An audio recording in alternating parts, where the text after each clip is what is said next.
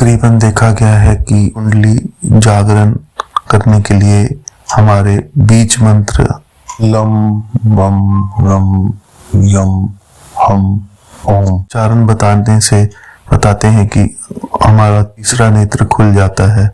परंतु दोस्तों, बीज मंत्र अपनी जगह है। ये कोई तीसरा नेत्र खोलना कोई एक खेल नहीं है। क्यों?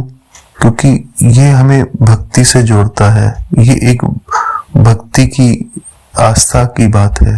आप जो भी लोग तकरीबन इन बीज मंत्रों को यूज करके तीसरा नेत्र खोलने की कोशिश करते हैं, उन लोगों का मानसिक संतुलन बिगड़ जाता है। किसी को शरीर में कई तरह के रोग हो जाते हैं, कईयों को लकवा तक मार जाता है।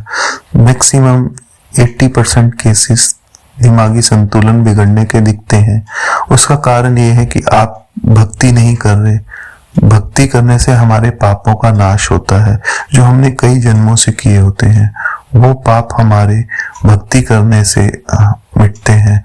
और जब हम इन मंत्रों का यूज करते हैं और अपनी कुंडलिनी शक्ति को जागृत करते हैं, तो हमारे पाप बिल्कुल सामने खड़ते हैं। उन पापों के वजह से हमारा दिमागी संतुलन बिगड़ जाता है, क्योंकि हमारा आत्मा, हमारा मन शुद्ध नहीं है, बिल्कुल काला है। अगर हमारा मन शुद्ध हो तो हम इन बीज मंत्रों को करने से हमारी कुंडली शक्ति जागृत होती है, तीसरा नेत्र जागृत होता है। पर ये सिर्फ और सिर्फ प्रभु से मिलने का एक जरिया है। आप प्रभु से मिल सकते हैं। आप विभिन्न प्रकार के लोगों को जा सकते हैं। 14 लोग शास्त्रों में बताए हैं। आप 14 लोगों का भ्रमण कर सकते हैं। तीसरा नेत्र खोलना कोई आसान बात नहीं है। करोड़ों वर्ष की तपस्या लोग करते थे, उसके बाद जाके कहीं उनका तीसरा नेत्र उत्पन्न होता था। ऐसे नहीं होता।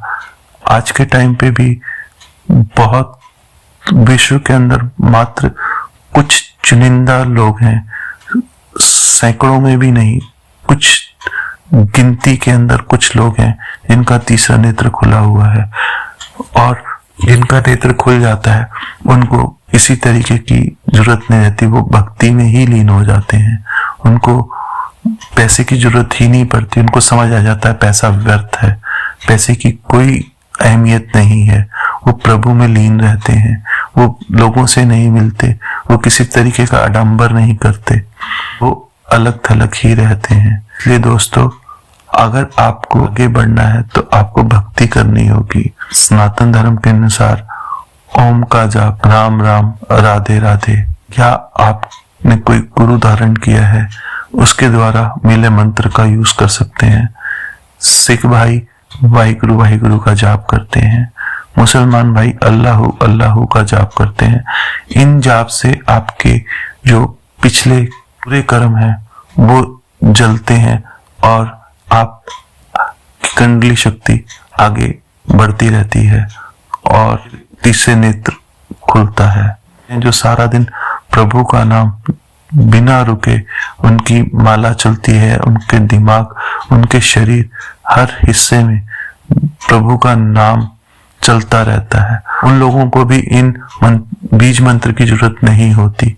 वो सिर्फ जो नाम जिप कर रहे होते हैं उसी से ही उनकी कुंडलिनी शक्ति खुल जाती है। बीज मंत्र सिर्फ इसलिए है, अगर आपके शरीर में इन 7 चक्रों में कोई अनबैलेंस्ड है, जिससे शरीर में कई तरह के रोग होते हैं। बीज मंत्र सिर्फ हमारी कुंडली शक्ति में कोई चक्र अनबैलेंस्ड है, उसको बैलेंस्ड करने के लिए तो आप इस बीज मंत्र का प्रयोग कर सकते हैं।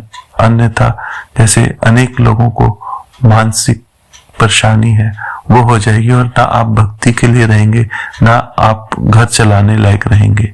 धन्यवाद।